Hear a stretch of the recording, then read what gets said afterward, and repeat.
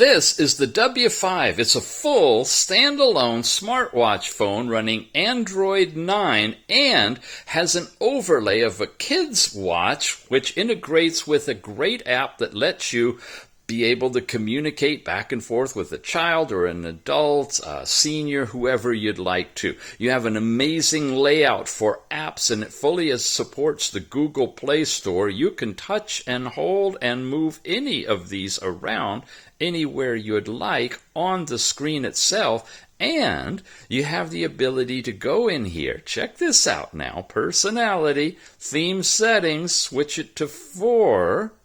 Come back out of here. You got to see this part, even if it's just a quick review.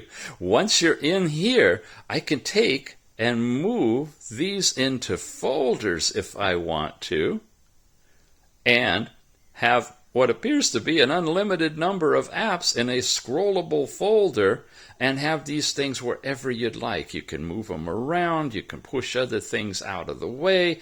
It's a really great user interface for organizing your apps the way you'd like. And speaking of apps, the full portfolio, including WeChat for connecting directly, watch the phone, the Google complement like Chrome and MapsGo, and even you can put GoogleGo on here as well.